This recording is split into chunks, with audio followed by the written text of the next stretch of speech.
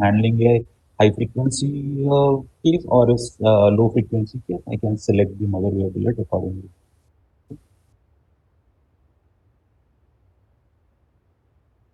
So we use different scales to get rid of the resolution problem that was there in the short time Fourier transform. And of course, we get good time and frequency resolution compared to what we have in short time Fourier transform. But then, as I said, this resolution is always limited by your Heisenberg's uncertainty principle. And this frequency is inversely proportional to scale. So normally when you use any of the wavelet tools that are open source, you will see that the y-axis is actually scale.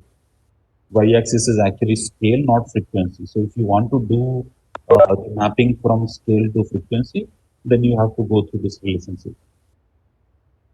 So any time scale plot can also be converted to time frequency plot using the relationship over here. So good resolution in scale, because they are inversely proportional frequency and scale, so good resolution in scale will actually be poor resolution in frequency and vice versa. So that is why when you look at your time frequency plot, you have to think in terms of frequency and then you can implement in terms of scale because they're inversely proportional. So what are the popular wavelets existing in literature? You can see that there are Morse wavelets, Mesken-Hat wavelets, Morlet, Mayer. There are a lot of other wavelets, complex wavelets available in literature. Depending on what kind of application you are dealing with, most of the people have fair idea of what kind of patterns that you are expecting in this particular application, and based on that, you can use uh, closely related mother wavelets that are available in literature. So this is an example of a continuous wavelet transform, and you can see that the y-axis is actually scale, and instead of frequency, we now have a scale plot. But the advantage is now you can see that the resolution is actually changing when you look at the scale axis. So the resolution that you find over here and the resolution that you find at the other end, the resolution is different. And similarly, if you look at the time domain, time axis, these time localization properties at the lower frequencies and the time localization properties on the higher frequency side, they are different. So now you have come up with a variable step, variable resolution compared to short time Fourier transform. But then there are possibilities that you might actually face problems as far as these high frequency components are concerned. Because at high frequencies, what is happening is you are trying to reduce the width of the window.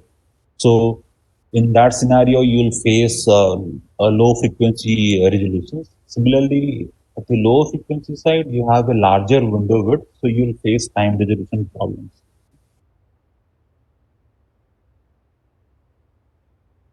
So in this case, you can see this is a time series of 128 samples. You have a low frequency signal of 6 hertz.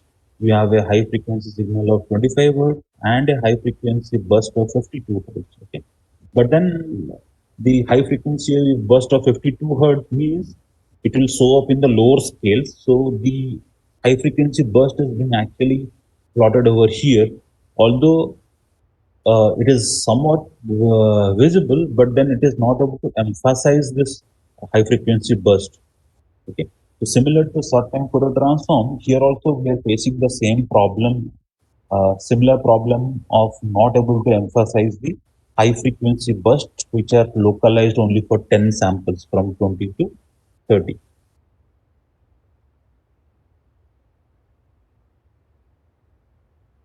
And if you look at this plot, what is happening is again, if you change the wavelet, then so if you look at the plot over here, what is happening is you can sorry, somebody's.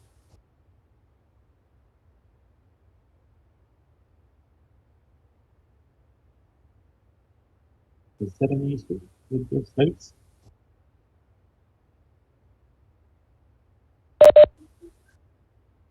Yeah.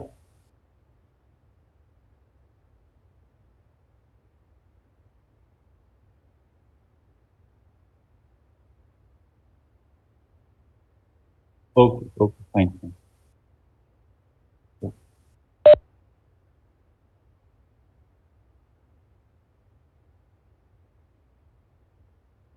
So let me convert it to PDF then and then.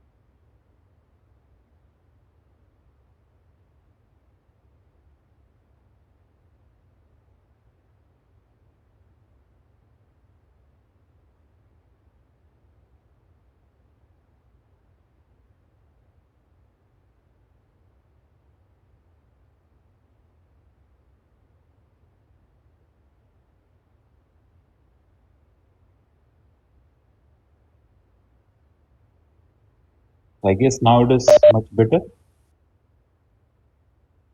Okay. Thank you. Okay. So if we look at the scenario in this particular case, what is happening is if I change the Weblet, what will happen is I'm having some improvement in the resolution. And of course, when it comes to this, the resolution over here, now the high frequency burst is much clearly visible compared to the previous scenario. Okay. So in that way, this is much better compared to what we saw in the previous continuous wavelet transform case. But still, you can see that the frequencies are not 100% localized in the sense that if you look at the y-axis, they are not completely visible. It's not completely clear in the sense that the center frequency is not clear. Okay, so if you look at the center frequency is not clear. So that is why the time resolution, now this time resolution is much better. I can perfectly say at what point the next frequency is starting up. So that is much better. But the frequency resolution is not that good. Okay, so in one way you can say that if you get the benefit in some term in terms of time localization, we are losing in terms of frequency localization. Of course, the high frequency burst is now much more clearly visible compared to the previous scenario. So let's see if we can improve upon these things. Okay.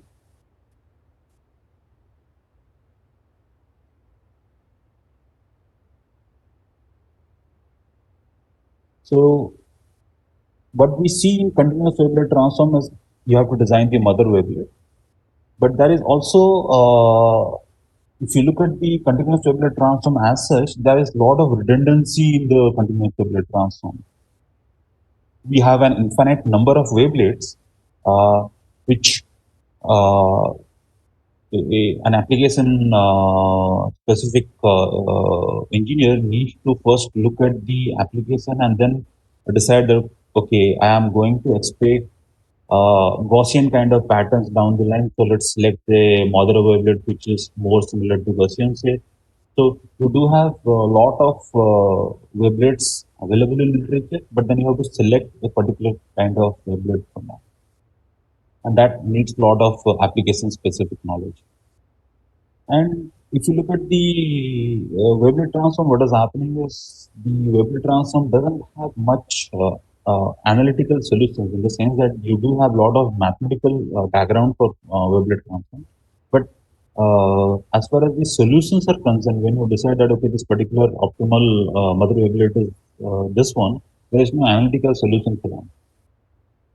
So for most applications, what happens is you need to introduce discrete wavelets so that you can actually study this particular time frame using few components. So you might have seen in the literature that there are a lot of applications which actually involve discrete wavelet transform, starting from your compression to quantization to signal quality enhancement, uh, you can say downsampling, all those things you see DWD is widely used. And similar to your continuous wavelet transform, what is happening is you do have this discrete mother wavelets involved over here. So psi is involved over here. Similar to the previous case also, you do have scale factor S, but right now it is being shown as S naught, assuming that it's a discrete scenario. Okay, so S0 is somewhat like if I am using a didactic scale, it could be 1, 2, 4, 6, 8. So I can go ahead 2 to the power something. So in that case, 1, 2, 4, 8, 16, that kind of thing. So whereas in the continuous case, the scale factor S could be any value. And similar to the previous scenario, we do have the translation parameter tau. Here again, the translation parameter is represented as tau naught because you have discrete steps along the time axis and discrete scale factors along the S axis. So now if you look at the resolution in discrete wavelet transform, you can see that at low scale factor, or if you look at the scale axis, so along the scale axis, what is happening is you do have, so lower scale means higher frequency. You are looking at higher frequency over here and lower frequency over here. So in lower frequency, you do have a bigger size of window, and in the higher frequency, which is lower scale, you have a smaller window.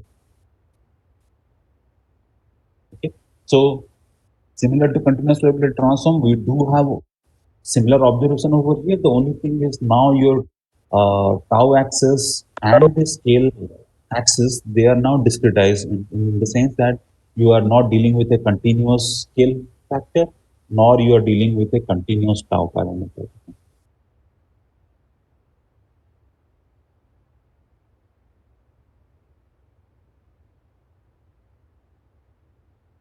So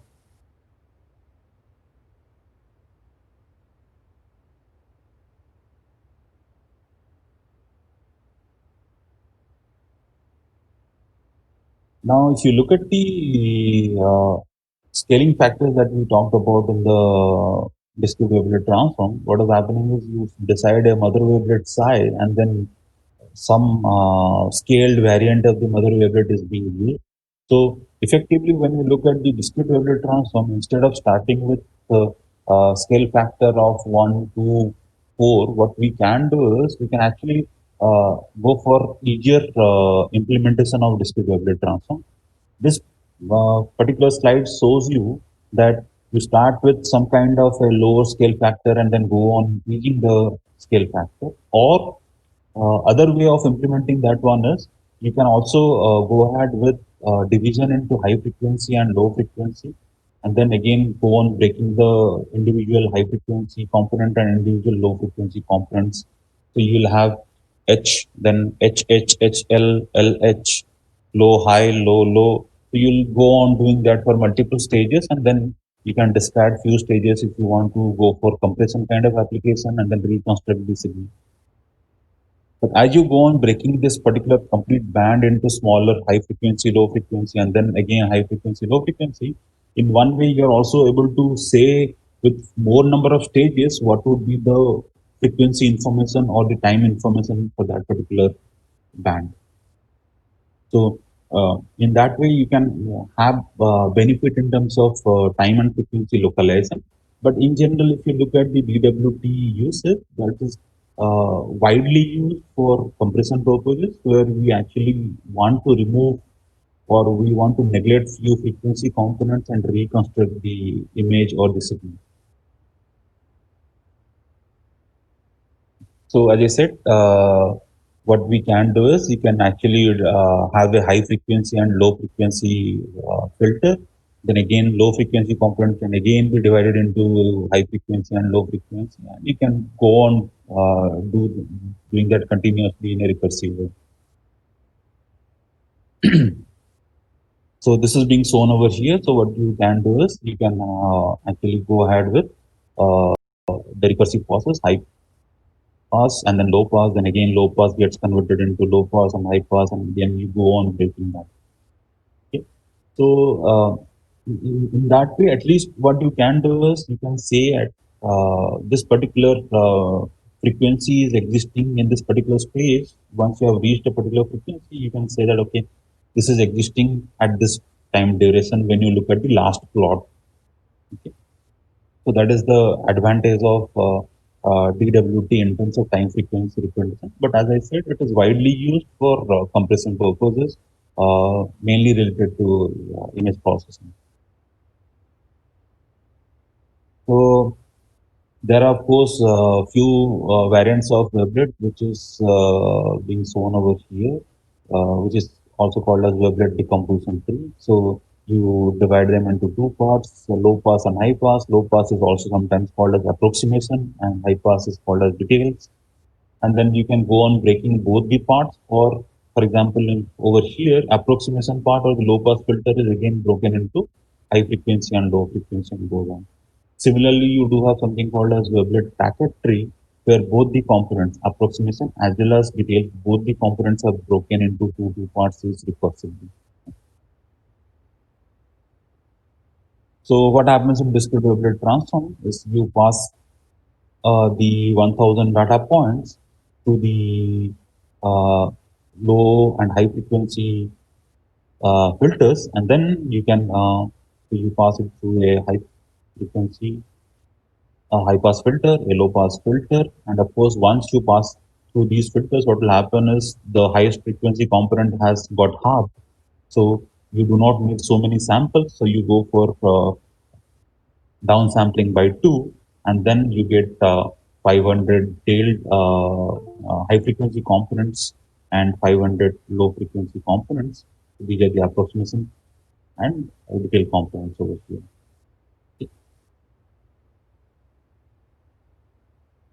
And if you look at the plots of CWT and DWT, now you can see that there is a boxcar kind of scenario over here. In DWT, you see that there are boxcar kind of plots, whereas these are continuous plots in CWT. So because you are using scale factors which are 2 or 4 or 8, so that is why you see that these boxcar plots are showing up, whereas in this case the scale factor is continuous, so you have a continuous plot. And with uh, with all this differences between CWT and DWT, both of them can be used for time frequency representation, but in general, CWT is very popular when we are going for time frequency representation plot compared to DWT. When it comes to practical applications like compression or reconstruction of the information, then DWT is way popular because you can drop the coefficients and then reconstruct based on your decomposition tree.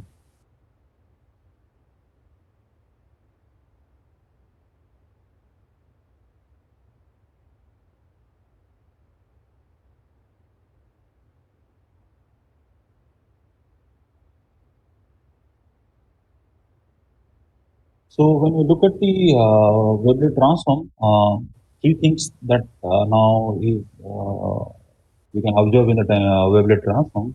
One is, of course, the frequency sampling is non-uniform, right? Because what is happening in the y-axis is actually you are dealing with scale factor. So scale is inversely proportional to frequency. So in one way, when I am saying that, okay, the scale factor is S, so when we say that the scale factor S is actually 1 or 2 or let's say 4, effectively what we are saying is frequency is equals to 1 by 1, 1 by 2, and 1 by 4. So the frequency sampling is not uniform, whereas the scale sampling is uniform. That is true. I can go for S is equal to 1, 2, 3, 4, whatever I want. But the frequency sampling is not uniform.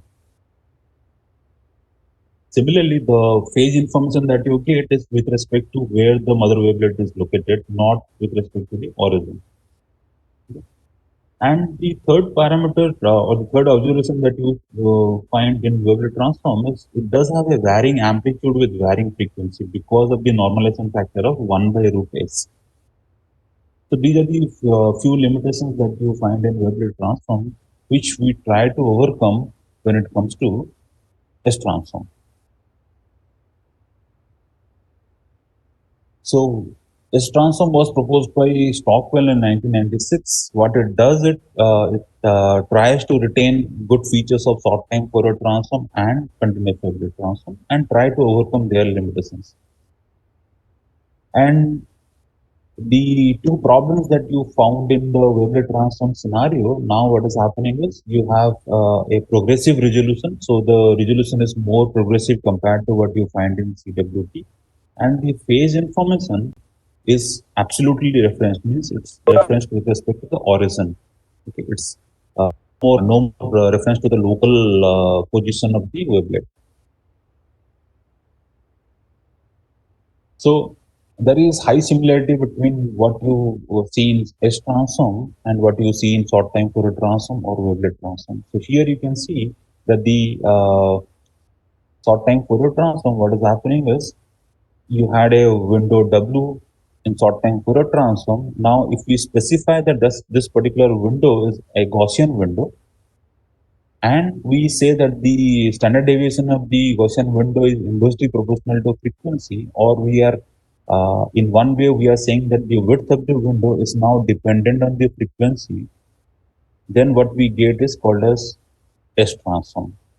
So in S transform, what is happening is in addition to the time series, what you have is you have a Gaussian window which is localizing the signal, and similar to your short time Fourier transform or Fourier transform, you do have a cosinusoid, okay, which is giving you absolutely referenced phase property. So in one way, the Gaussian window helps in localization, time localization, and the cosinusoid is also helping us in getting the phase difference with respect to origin instead of having the reference with respect to where the window is located.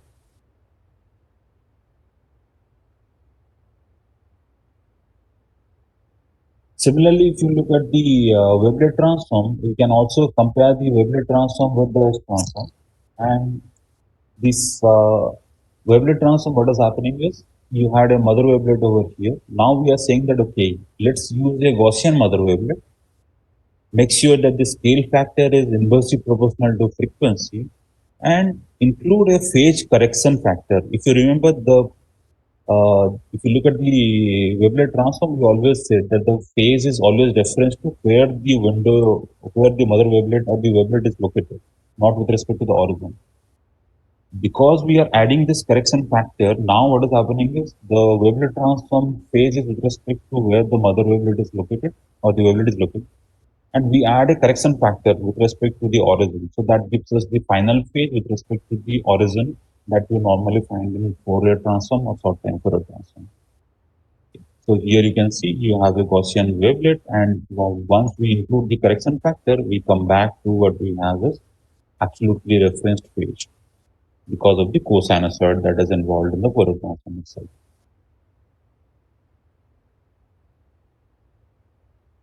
So you can also implement the S transform in time domain, which looks similar to your convolution process. You can see over here that this is more like a convolution operation. And instead of dealing with this convolution operation in time domain, we can go to the frequency domain, find out the Fourier transform of the time series, find out the Fourier transform of the Gaussian window, and use that and take the inverse Fourier transform to get back the S transform output. So this is a easier frequency domain computation than what you have in the time domain computation, including convolution.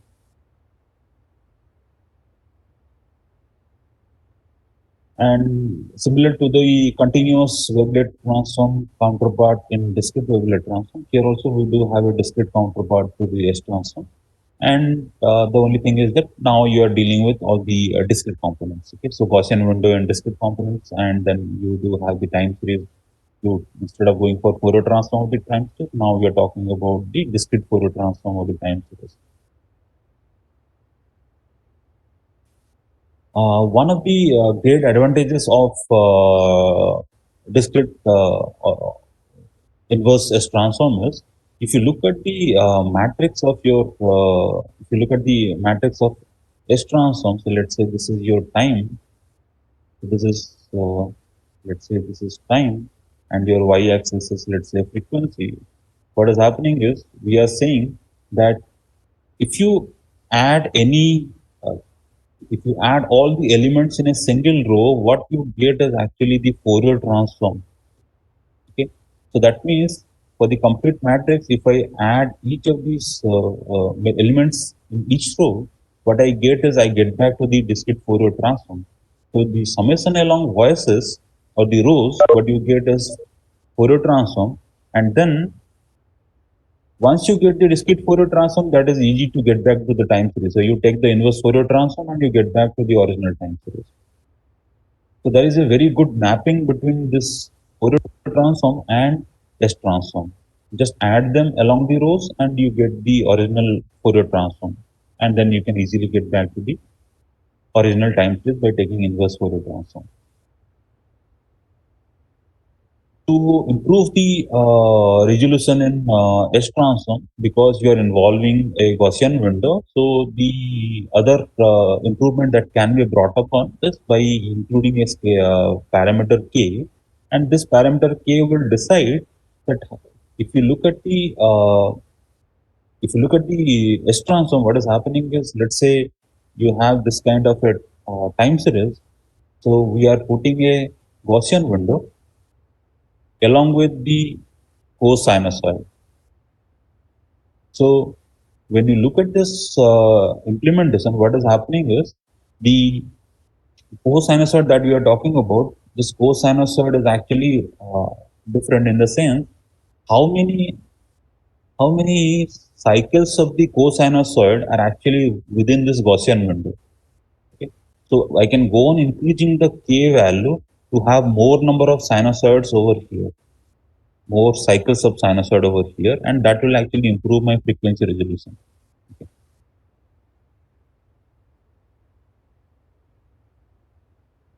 So the advantages of S transform over short time Fourier transform and continuous wavelet transform are listed over here. So compared to wavelet transform where you had the frequency as 1 by 1, 1 by 2, 1 by 3, 1 by 4, right now you have a progressive resolution. So what you have right now is you have a frequency axis. So the frequency axis over here in S transform is now 1, 2, 3, 4. So you have a progressive resolution. Absolute reference phase property, because your exponential operator is now involved. So e to the power j 2 pi of t is involved. So you have a absolute reference phase property. And you do have a frequency invariant amplitude response, because if you look at the Gaussian window, what is happening is we are trying to achieve unit area for the Gaussian window using the normalization factor of 1 by root f, 1 by root 2 pi f, and that is giving you frequency invariant amplitude response. And as I said, uniform sampling of the frequency. So some frequency axis is now uniformly sampled. So f is 1, 2, 3, 4. So uniformly sampled. Whereas when you go to the continuous Wavelet transform, or you can go to the Wavelet transform, you'll see that most of the time we are using dyadic scales of 1, 2, 4, 8, like that.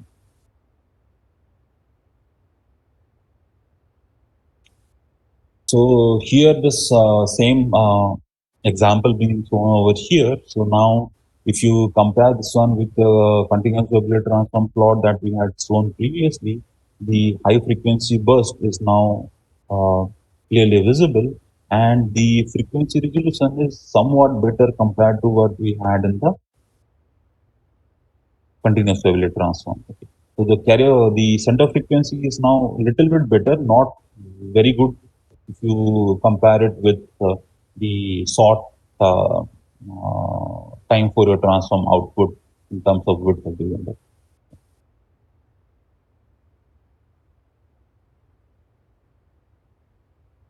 So this is an example where all the plots are shown together. So you can see over here that the short time Fourier transform plot is being shown over here, and this is a continuous wavelet transform plot, and the last one is your test transform plot. Of course, when it comes to continuous wavelet transform plot, the y-axis is scale, so you have to take the inverse of that, and then you get the frequency axis. So if you compare this one with your S transform output, in all three outputs, you can see the S transform is able to emphasize the high frequency burst much easily. You can see the high frequency burst is clearly visible over here than over here or over here. Okay. And as far as resolution is concerned, of course, the frequency resolution is better over here. You can see compared to short time Fourier transform or continuous Fourier transform, the frequency resolution is much better.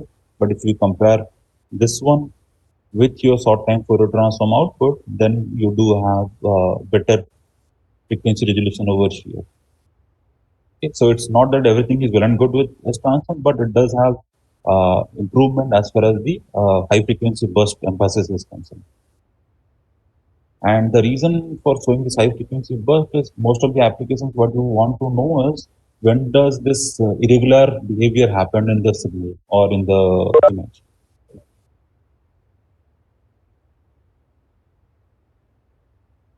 So apart from all these distributions, what you have, apart from these distributions, we can also have quadratic distributions. And the quadratic distributions involve something like Wigner-Wheeler distribution, where in fact what we do is we actually take the original time series, okay, and we find out this x star, okay, and this we try to use the something called as ambiguity function and the analytic associate. Okay. So X star or Z star is your analytic counterpart that you want to find out, and we use the Hilbert transform property over here. So you use the Hilbert transform, form a analytic signal, and analytic signal could be used to find out the Wigner-Wheeler distribution. Okay, so with the original time series, you find out the analytic component, take the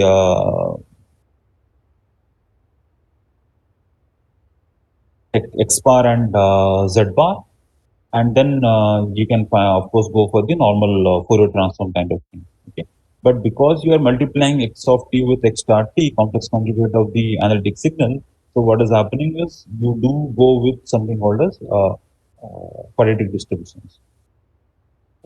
And because of this multiplication of x of t with x star t, what is happening is this is a complex number. Okay, so what will happen is you do have a scenario where what will happen is x of t plus tau by t multiplies with the in phase and the quadrature component, which is inverse transform, and you might actually face the problem of quadratic cross terms, because in phase into the original signal value, our quadrature phase into the original signal value, so you'll have two terms coming up, and somewhere you will see that these actually leading to cross-term performance.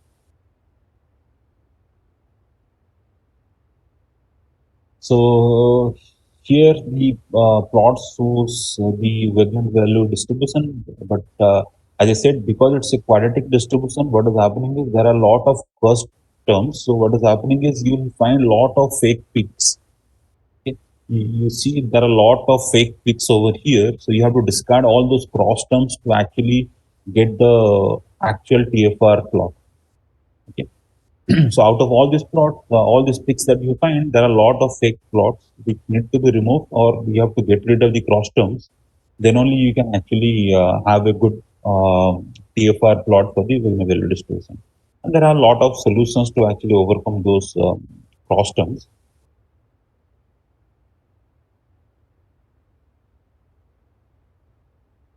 So I'm not going into the properties of Wigner value distribution because it's a quadratic distribution. You will have all those energy conservation properties, real value, symmetric property, all those properties will help us in actually getting the TFR.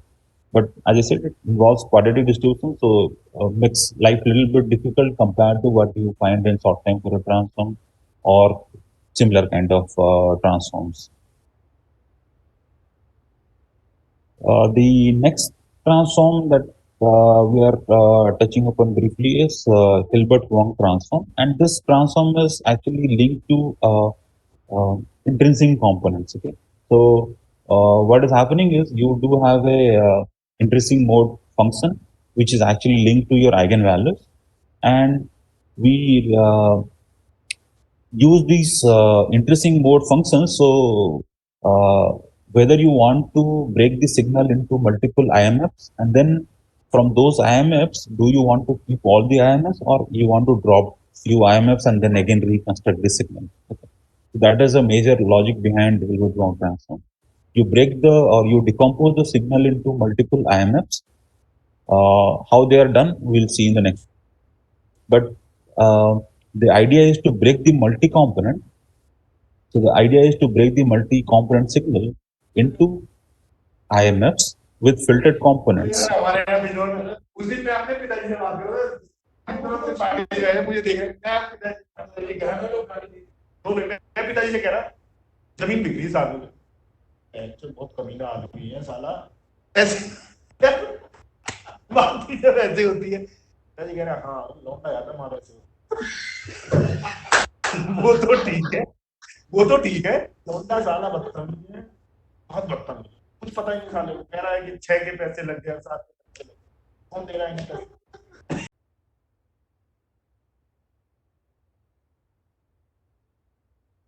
Okay, so let's continue. So what we are talking about in terms of Hilbert-Wong transform is we break this uh, multi-component signal into multiple IMFs, and these so once we break them into IMFs, what is happening is we want to analyze whether all the IMFs are needed or not. And then subsequently, we can actually say that, okay, a particular IMF is important for this particular component. So we store that IMF. Otherwise, all other IMFs can be dropped and the time series could be actually reconstructed. Or the time frequency information can also be obtained from the IMF components that we have already found out. So how these IMF components are found out? So this is the plot for Hilbert-Wong transform, and we will down the line we'll compare all these outputs. Okay. So how this is done is you first find out what are the local maxima extrema. Okay. So try to find out what are the extremas, and then you touch you. So what we do is we actually draw an envelope which is touching all the maxima points. Okay. And similarly, what we do is we do another, we do find out another one where we draw the envelope which is touching all the minima extreme, okay, minima points. So you'll see here what is happening is the red color envelope is showing you the minima envelope, and the blue colored one is actually showing you the maxima envelope. And Once you get this maxima envelope and the minima envelope, then what we do is take the average of these two. Okay, so M of t is E mean plus E max by 2, and you get the average envelope or mean envelope. And you subtract this mean envelope from the original signal x of t. Okay.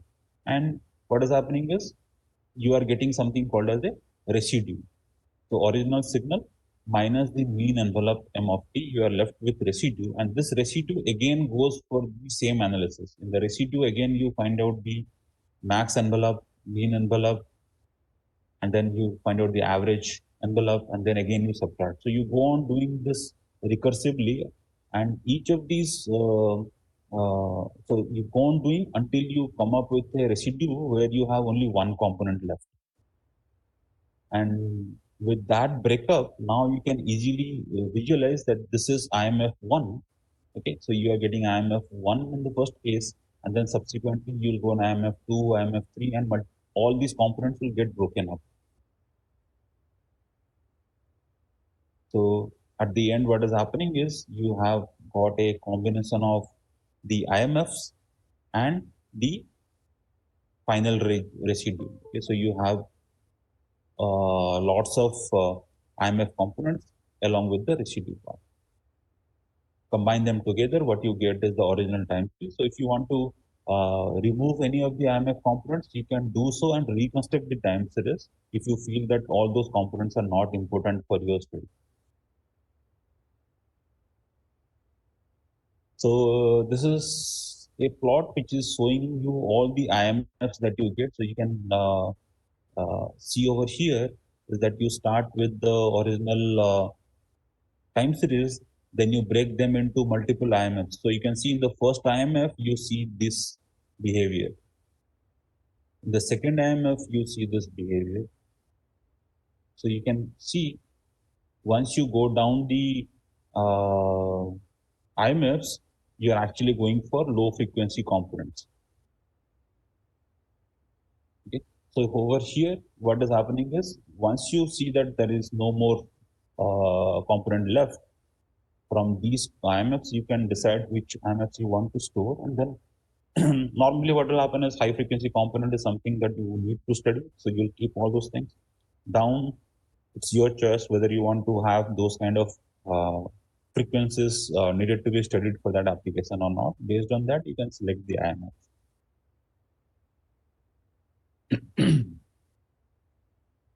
So if you compare all these time frequency transforms, you have short time Fourier transform.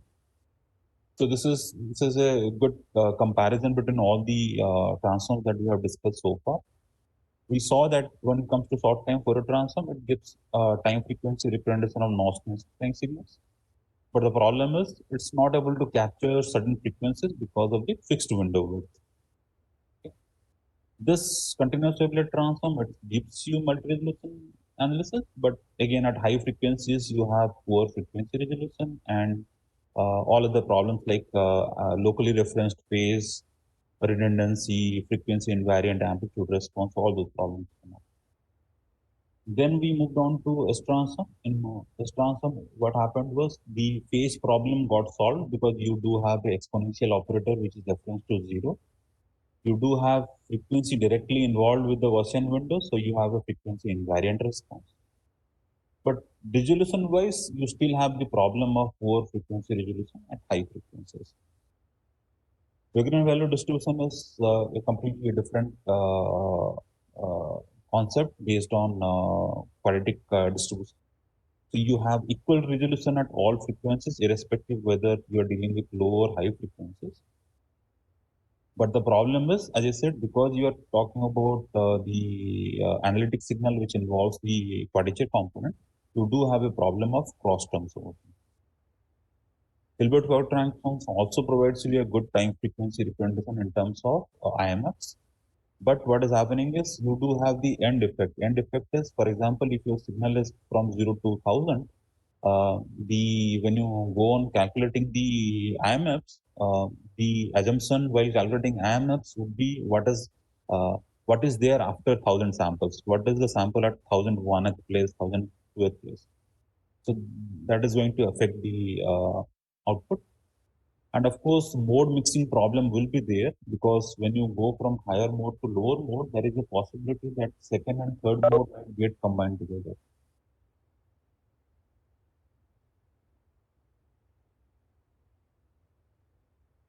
So apart from all this time frequency transforms that we have discussed so far, we do have something called as post-processing tool. So as I said in the beginning that once you get the time frequency plot, what is happening is the output of time frequency plot is a matrix where your x-axis is time, y-axis is frequency, and z-axis is amplitude or phase.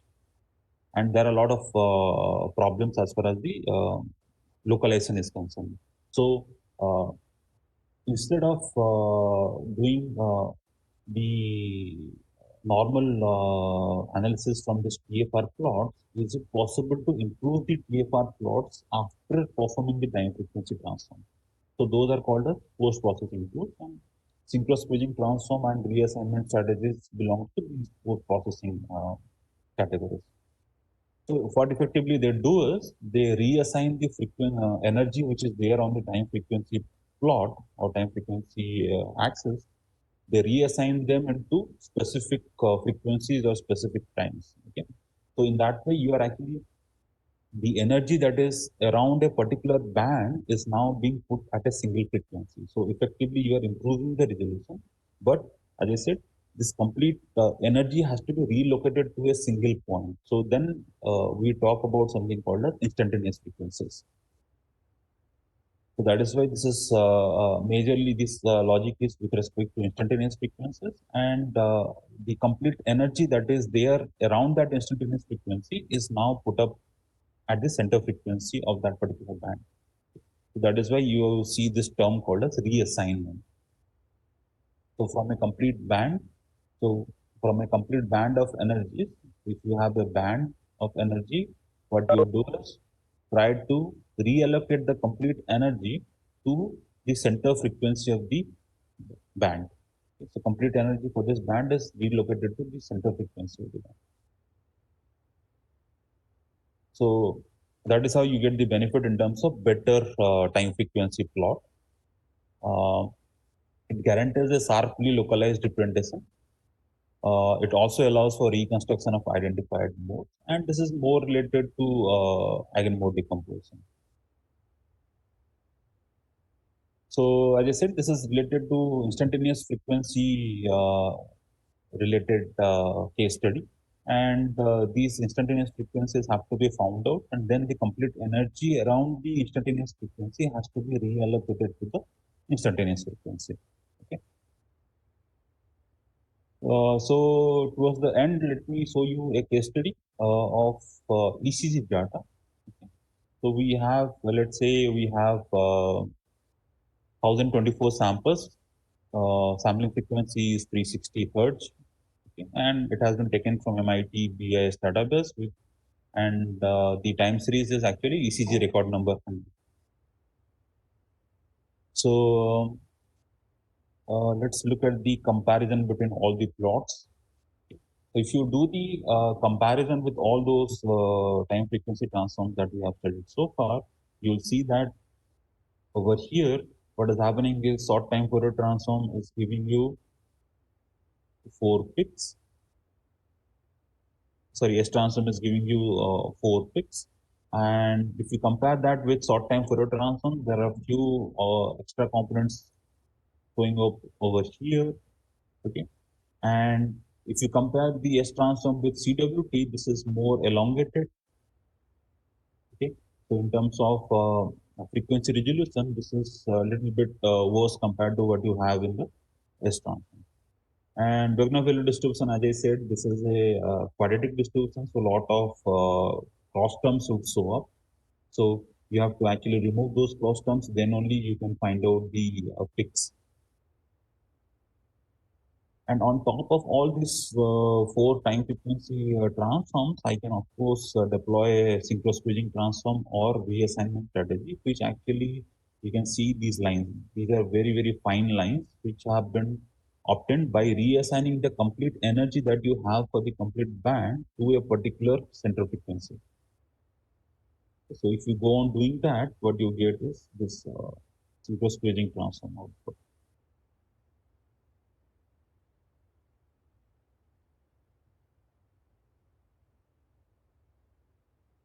Okay, so that's all from my side. Thank you. If anyone has any questions,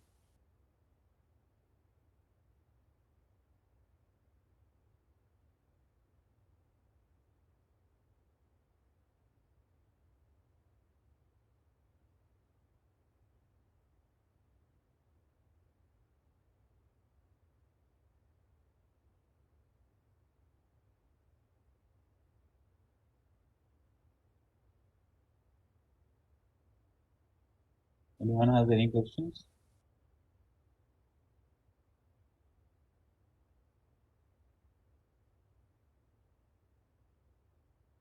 Yeah, yeah, references and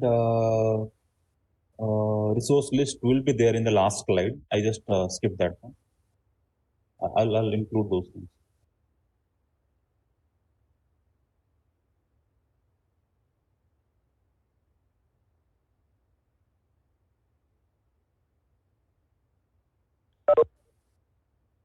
Anyone has any questions?